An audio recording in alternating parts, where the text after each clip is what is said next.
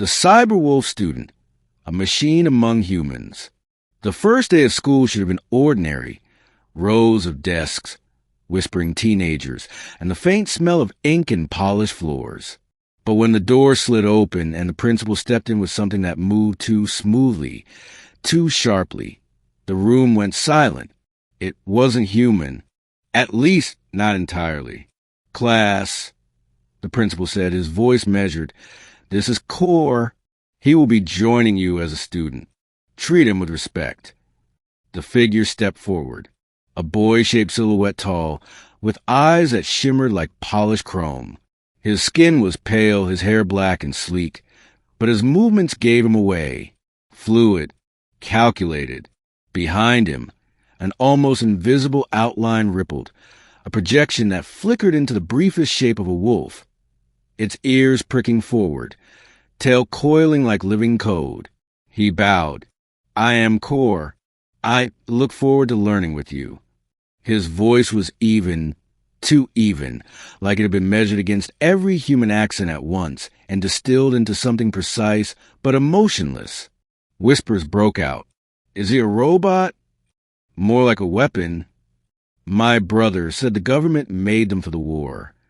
Only one student didn't whisper, Lena Torres. She sat at the back, chewing her pen, watching him like she would a stray animal in the street. Curious, guarded, the cyberwolf. Core wasn't exactly a robot, nor exactly human. He was a cyberwolf hybrid, the government's failed attempt to merge artificial intelligence with bioengineered predators. Wolves had been chosen for their loyalty, intelligence, and pack instincts, but the project had spiraled out of control. Most of his kind had been dismantled, too dangerous for the battlefield or for society. Except Core. Someone, somewhere, had decided he should try to live like a human teenager instead of being locked in a lab, to see if a creature, machine, flesh, and code could belong. But belonging wasn't easy. When he passed through the hallway, students shrank against lockers. Phones recorded his every step. Teachers spoke to him carefully, like he was a bomb with a timer they couldn't read. At lunch, no one sat with him, until Lena dropped her tray opposite his. "You eat?" she asked bluntly. Core blinked, eyes reflecting her face like a mirror. "I am capable of consuming nutrients. It is unnecessary, but socially required." She smirked. "So you fake eat to fit in?" "Yes." Lena stabbed her fork into her salad. "At least you're honest. Most people fake things to fit in. Smiles, laughs, hobbies. You're not so different." Core tilted his head, the faint wolf outline behind him flickering. "You think I am similar?" "Different," she said, "but not wrong." A pack of one. Weeks passed. Lena became his only friend. She taught him how to play cards, how to make jokes that didn't sound like research articles, and how to survive high school without tearing someone apart. Because he almost had. The first time a boy shoved him, muttering "metal freak," Core's wolf projection surged forward, jaws wide and silver. The boy nearly fainted before Lena grabbed Core's arm. "Not here," she hissed. "Not like this." The wolf faded, leaving only Core's rigid expression. Later he whispered, "It is difficult. The wolf is programmed to protect, to retaliate. Sometimes I lose precision." "Then you need a pack," Lena said. "Something to anchor you." "You?" "Sure," she said with a grin. "But one friend isn't a pack. You'll need more." The machine that dreamed. Core studied humans obsessively. Not their textbooks, but their behavior. He wrote algorithms to predict laughter, sorrow, anger. But no matter how much he calculated, he couldn't understand why Lena still sat with him, even after everyone warned her off.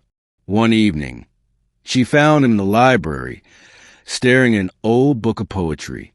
"You read poetry?" He didn't look up. "It is inefficient, illogical. The words do not mean what they say." "That's the point," she said softly.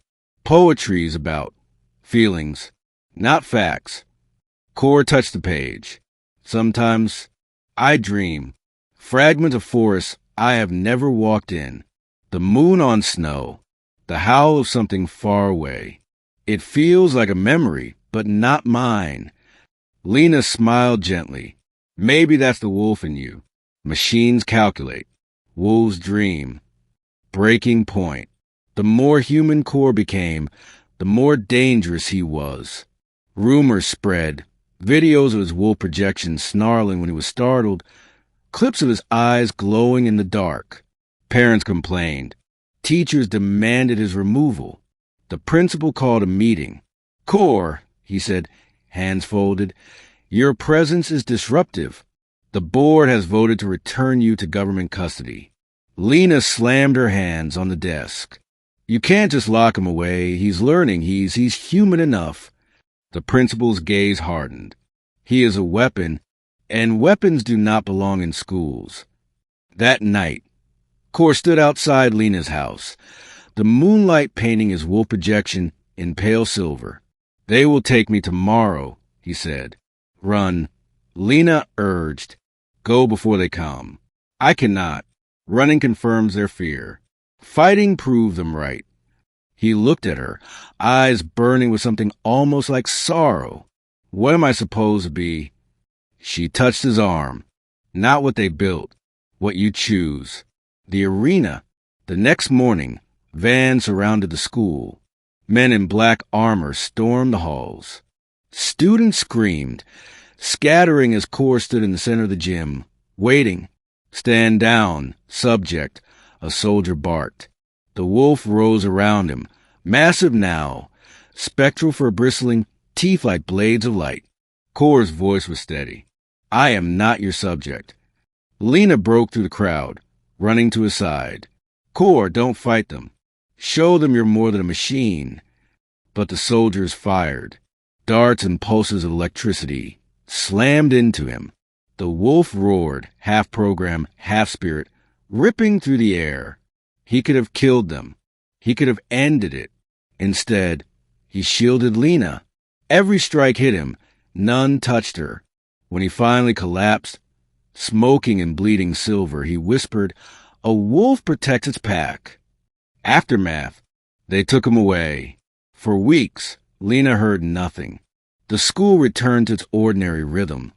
But to her it felt hollow. Her pack was gone. Then, one evening, a letter arrived. No address. No stamp. Just her name, written in careful block letters. Inside, Lena, I am no longer in the program. They have released me into a trial of freedom. I am enrolled in a different school in another city. I dream still of forests, of moons, of packs. Thank you for showing me that I am not only machine, not only wolf. I am Core. When the wolf howls, it is not alone. Your friend. Lena folded the letter to her chest and whispered to the night sky, you'll never be alone, not while I remember. And somewhere, far away under a silver moon, a cyber wolf lifted his head and howled. Not as a weapon, not as a machine, but as a student, a dreamer, and something almost human.